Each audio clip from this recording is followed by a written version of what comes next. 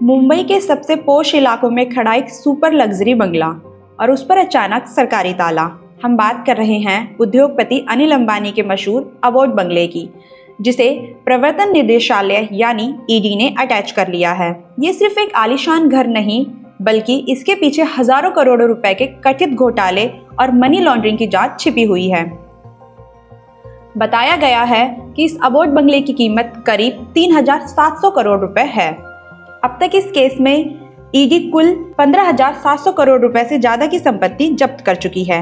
यानी मामला जितना दिखता है असल में उससे भी ज्यादा बड़ा और गंभीर है। जांच एजेंसियों के मुताबिक ये पूरा मामला बैंक लोन और पैसों के कथित गलत इस्तेमाल से जुड़ा हुआ है। ईडी की जांच में सामने आया कि रिलायंस कम्युनिकेशन और उससे जुड़ी कंपनियों ने देश और विदेश के कई बैंकों से भारी भरकम कर्ज लिया था। करीब 40,000 करोड़ रुपए का लोन आज भी बकाया बताया जा रहा है। आरोप है कि इनमें से कई लोन तो ऐसे हैं जो बैंकों को अभी तक वापस नहीं लौटाए गए, जिससे बैंकों को सीधा नुकसान हुआ। अब इस कहानी में एक अहम मोड़ भी है, जहां एजेंसी का दावा है कि अबोड बंगले को सीधे अनिल अंबानी के नाम पर नहीं रखा गया, बल्कि एक फैमिली ट्रस्ट के नाम कर दिया गया। कागजों में ऐसा दिखाया गया कि इससे उनका कोई लेना देना ही नहीं है। लेकिन ईडी का कहना है कि इस प्रॉपर्टी का असली इस्तेमाल और फायदा परिवार को ही मिल रहा था। एजेंसी को शक है कि ऐसा जानबूझकर किया गया ताकि इस प्रॉपर्टी को उन पर्सनल गारंटी से बचाया जा सके जो बैंकों से लिए गए लोन के बदले दी गई थी। इसका मतलब साफ है, घर सुरक्षित रहे, बैंक का पैसा फंसा रहे। अनिल अंबानी को ईडी ने मनी लॉन्ड्रिंग के चल रहे मामले में एक लेटर भेजा और उन्होंने दिल्ली स्थित ईडी मुख्यालय में पेश होने के लिए बुलाया गया। आज सुबह उन्हें ईडी ऑफिस में प्रवेश करते हुए देखा गया। वहां पर मीडिया और कैमरे भी मौजूद थे, लेकिन अनिल अंबानी ने किसी भी तरह की प्रतिक्रिया नहीं दी और सीधे कार्यालय में अंदर चले गए। सूत्रों के मुताबिक ईडी उनसे वित्तीय लेन देन को लेकर पूछताछ कर रही है, जिन पर पहले से एजेंसियों की नजर बनी हुई थी। ईडी ये जानना चाहती है कि पैसा कहां से आया, कहां भेजा गया, किन कंपनियों के जरिए ट्रांजैक्शन हुए और क्या इनमें नियमों का उल्लंघन किया गया।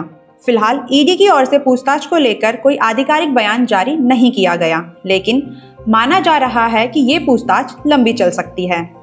ये मामला इसलिए भी अहम माना जा रहा है क्योंकि अनिल अंबानी कभी देश के सबसे बड़े और ताकतवर उद्योगपति में गिने जाते थे। रिलायंस समूह के बंटवारे के बाद उन्होंने टेलीकॉम, पावर, इंफ्रास्ट्रक्चर और डिफेंस जैसे सेक्टर में बड़ा साम्राज्य खड़ा किया था। लेकिन पिछले कुछ वर्षों में उनकी कई कंपनियां कर्ज, दिवालियापन और कानूनी विवादों में फंसती चली गईं।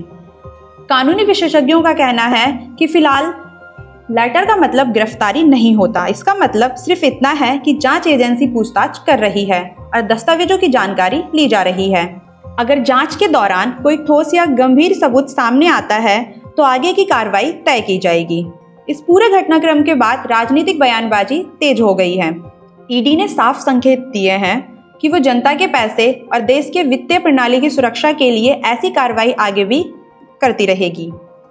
जांच अभी खत्म नहीं हुई है और आने वाले दिनों में इस मामले में और भी बड़े खुलासे हो सकते हैं।